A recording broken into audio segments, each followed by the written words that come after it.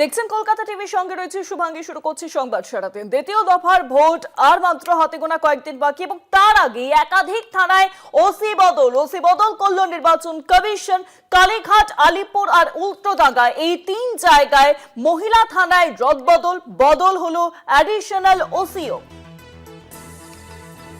কারা হলো নতুন ওসি এ বিষয়ে জানাবেন, ফোন লাইনের সঙ্গে রয়েছেন প্রতিনিধি অরিত্র ঘোষ। অরিত্র, দেখো, আর মাত্র 3 দিন পর রাজ্যে দ্বিতীয় দফার বিধানসভা নির্বাচন এবং যে নির্বাচনে ভবানীপুর বিধানসভা অন্যতম গুরুত্বপূর্ণ, সেই ভবানীপুর বিধানসভার মধ্যে অবস্থিত কালীঘাট থানার ওসি বদল করল নির্বাচন কমিশন।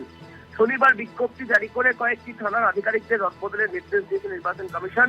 দ্বিতীয় দফার ভোটের আগে মোট 3টি থানাতে এই রদবদল করা হয়েছে। যেটা কমিশন সূত্রে জানা যাচ্ছে, কলকাতা পুলিশের স্পেশাল ব্রাঞ্চের ইন্সপেক্টর গৌতম দাসকে কালীঘাট থানার ওসির দায়িত্ব দেওয়া হয়েছে। কালীঘাট থানার অতিরিক্ত ওসিকেও সরানো হয়েছে। সেই জায়গায় অতিরিক্ত ওসির দায়িত্ব পেয়েছেন কলকাতা পুলিশের স্পেশাল ব্রাঞ্চের ইন্সপেক্টর উত্তম কুমার পাই।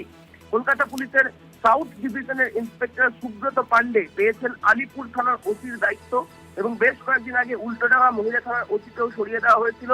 সেই উল্টোডাঙ্গা মহিলা থানার ওসি হিসেবে দায়িত্ব পেয়েছেন আলিপুর থানার অতিরিক্ত ওসি বা অ্যাডিশনাল ওসি চামেলি মুখোপাধ্যায়। দেখো, গত 29শে মার্চ কালীঘাট থানার ওসি হিসেবে উৎপল কুমার ঘোষকে নিয়োগ করেছিল নির্বাচন কমিশন।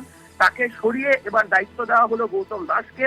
উল্লেখ্য, যেমনটা তোমাকে বলছিলাম, কালীঘাট থানা ভবানীপুর বিধানসভা কেন্দ্রে অবস্থিত।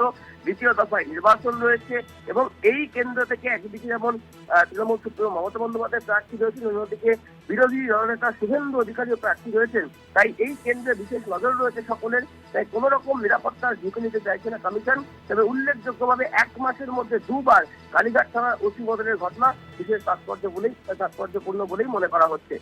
ধন্যবাদ তোমায় অরিত্র। ফোন লাইনের সঙ্গে ছিলেন প্রতিনিধি অরিত্র ঘোষ।